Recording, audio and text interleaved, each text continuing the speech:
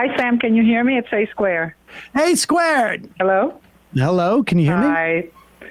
Yes, I can hear you. Can you hear me? Yes. Yes. Hi. First, my condolences to you. Oh, thank you. Thanks, guys, for putting together that event. I was there. I left early, but hoping for better news. But yeah. It's just I have to say that I'm mostly between shock, horror, anger, disbelief. So as always, I thank you for being there. I know I don't have a lot of time, so I just wanted to, some good news first.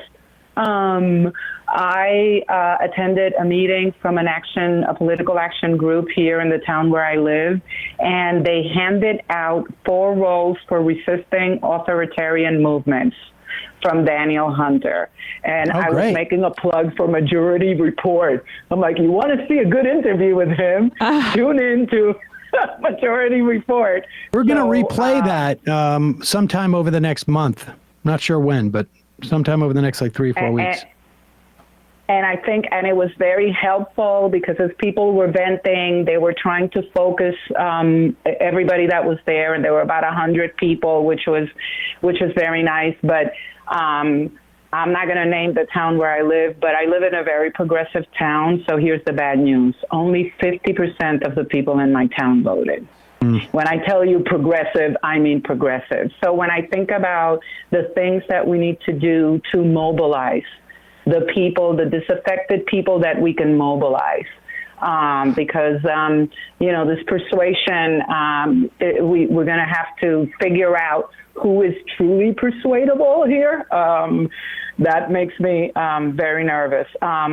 Some other information that may not be good news, and following that conversation about RFK, I attended a call from my bank. I think I mentioned this to Emma and Matt a week ago, and I wanted to call to follow up for, their clients and for institutional investors. And the 2 things that they were worried about, of course, they were giddy about the tax breaks, the no regulations. The 2 things that put the fear of God in them was mass deportations and RFK. To the point that the presenter, a financial analyst, had a slide that said, if he gets put into this position, I will be doing this from an undisclosed location. So I find that interesting, heartening, but like you, Sam, I think all of these appointments will be approved. Perhaps RFK will be stopped. So I think part of what you guys are talking about, where to find the cracks, because the last time the malevolence was tempered by incompetence, I don't know this time. Yeah, I'm hoping that between right? Yep, I agree with you. The incompetence, they don't have to be super competent to do this kind of destruction, but they certainly have had 2 or 3 years to learn from their mistakes and ramp up for it. And they're going to start. They're going to hit the ground running. And this is a Republican Party. There's not going to be never Trumpers. There's not going to be, John McCain. There's no Mavericks in this. That is over. They have learned their lesson. None. And I will be mad too if Jon Stewart stole the Kiss the Onion ring joke. Me by too. The way.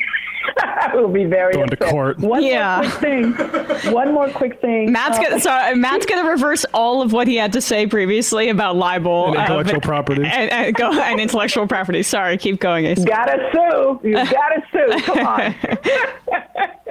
So the other thing that was a little bit frightening is that the business community is trying to impress upon this administration to lean harder on, apparently there's an effort, and I don't know if you guys can research this, there's how are employers advancing workers' social and economic mobility?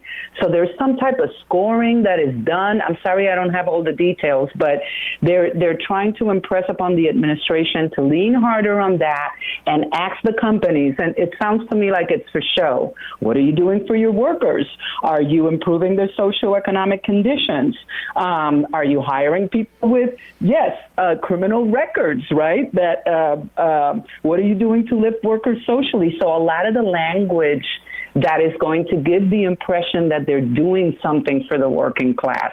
So hopefully in that area, they'll still be incompetent, and they're not going to be able to message that they care about the working class, really, after all. And then finally, the executive orders for mass deportations. One of the analysts said that they know they have been issued, and they think they're going to be released the day of the coronation or the day after. So not so many good news, but I wanted to share with you guys what I've learned so far. And some other day I will call and just rant and rave. How's that? Appreciate it. Hey, Squared, thanks for the call. Take care, guys. Bye. Bye. OBS, I'm very shy, but I'm taking the advice of getting to know your neighbors. I created a group chat for my apartment building to help network and or offer or ask for items and help, and a number of them are already excited about it. Solidarity is a way through this. Left is best. Good for you. That's awesome. That's great. I mean, that's what really is necessary, as, you know, everybody's relationships gets more mediated and stuff like that. Is like, you know, you can connect with people who are like-minded thousands of miles away, but connecting with people who are very close to you and concentrating that organization is really important. Flumdinger, I think when that caller said you're giving RFK too much credit, they were saying that he doesn't actually intend to regulate anything. I don't know what his intentions are in that regard. But what we are trying to do is to create the expectation that he's going to, because that is where his value lies to the people who supported him and Donald Trump. And therefore, by setting up that expectation and them not fulfilling it, it undermines their movement. Do people understand that? And if he does do it, then it also undermines their ideology. But even getting them to expect that he can do it undermines their ideology. I don't know how else to express that. I work in the ingredient space. EU is way more regulated on all foodstuffs. Titanium dioxide has been banned for a while. The same with some artificial colors.